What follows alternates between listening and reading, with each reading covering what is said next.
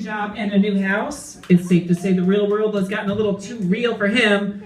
Please give it up for Jeff Walsh.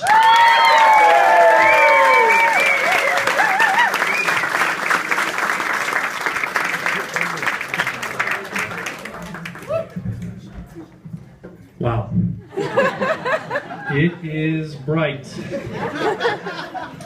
My name is, in fact, Jeff Walsh. I am happy to be here. Quite frankly, I am just happy to be out of the house. I have a new baby at home, and he's great, but he doesn't let me sleep much. Matter of fact, I told my wife that the show started at 5, so I could get here early. You might have seen me napping in the parking lot.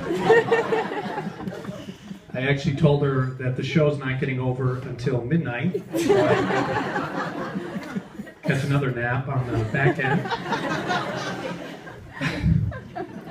Then I told her a little bit of a lie. I said my comedy career had taken off. I was going to be going on tour for a whole month. I would have felt bad, but I'd never seen her so happy.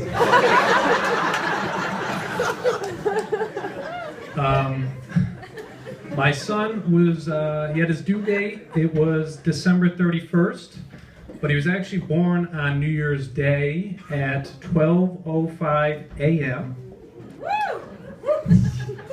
Yeah, kind of.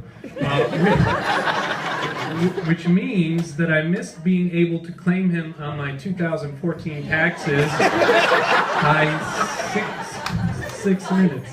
6 minutes. So because he was a little slow coming out of the chute, the little guy cost me $800. Needless to say, we started off on the wrong foot. He's making it up to me, though. I've been putting him to work. I stuck a couple of those Swiffer pads to his onesie. Now when he crawls around, he can scrub the floor. I have some advice for expecting fathers. Noise-canceling headphones. But get them now. That way your wife doesn't get suspicious and say things like, "Hey, you just got those so you don't have to hear the baby cry." You could say, no, honey, that's crazy. I've always worn my bows to bed."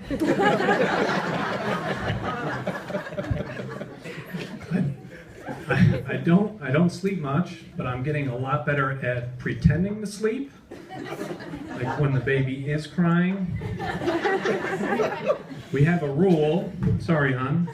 If you wake them, you take them. I have my own rule. If you can't wake me, you can't make me.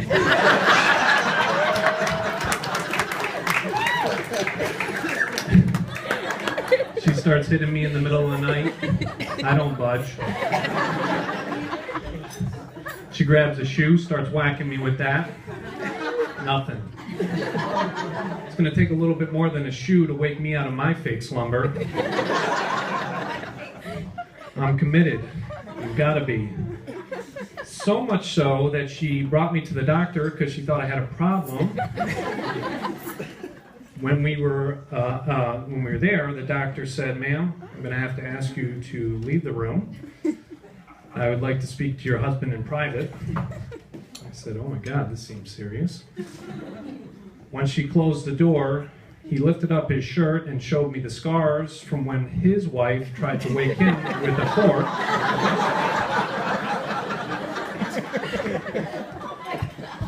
He shook my hand, said good luck, and may I recommend some noise-canceling headphones. Thanks a lot, Doc.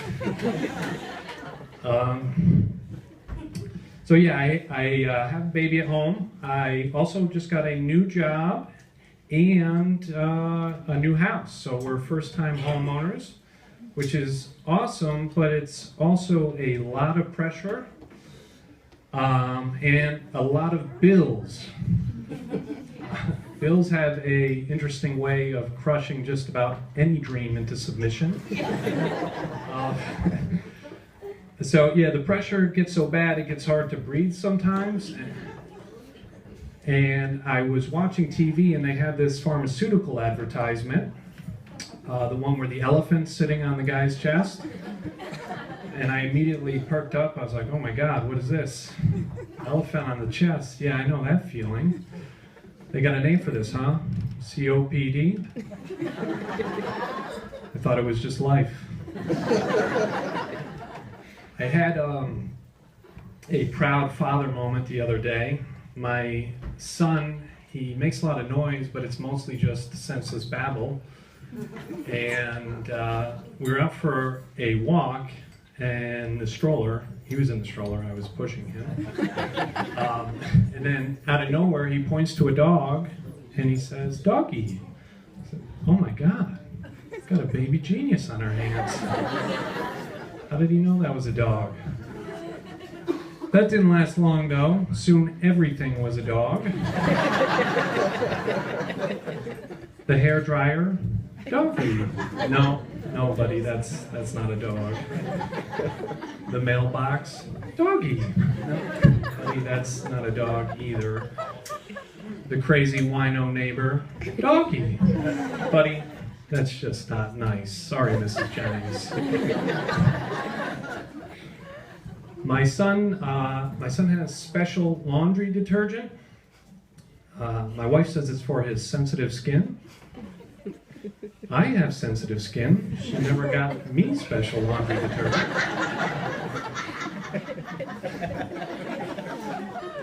It's one of those things that becomes immediately apparent when you have a child. As a father, you realize where you stand on the totem pole of importance. I used to think before my son was born that, maybe I was the most important person in this relationship. After my son was born, it became abundantly clear to me. He was at the top. He's the baby, obviously, that makes sense. But then I realized my wife had to be number 2 because she makes the milk. And have you seen the price of baby formula? My God, it's insane. That breast milk is pretty much like liquid gold. It doesn't take a business degree to realize that those hoo-has are practically printing money.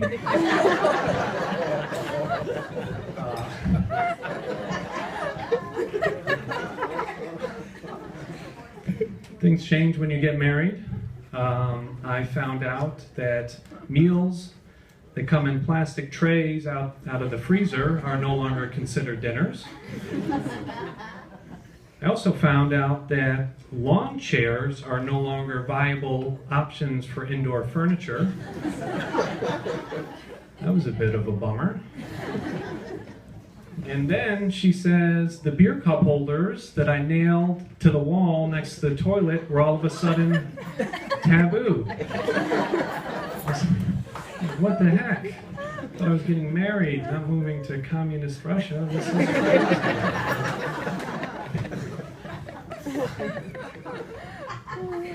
When I was younger, my mother used to take great pride in embarrassing me in front of girls. I was actually on my first date, and she came into the movie theater and took a picture of us. She said, yeah, into the movie theater. She said she thought that I'd want to remember it. I remembered it all right. I remember it being my last date for a very long time. You know who else didn't forget? The 150 people there that night, when she forced the theater owner to turn up the lights and pause Titanic to take a group photo. Thanks, Mom. So we grew up Protestant, but we were what you may call casual churchgoers. It wouldn't take much to deter us from going to Mass. road work, a Giants game, and no line at IHOP were all reason enough to hunker down and try again next week.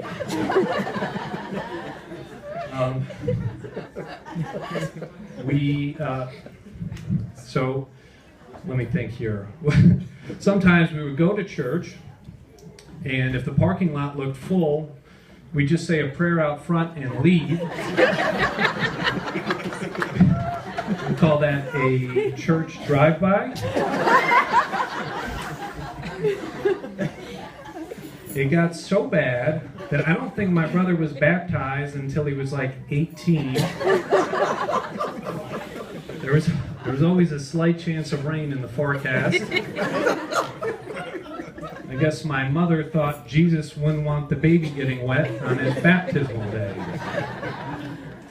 That's it for me. Thank you very much.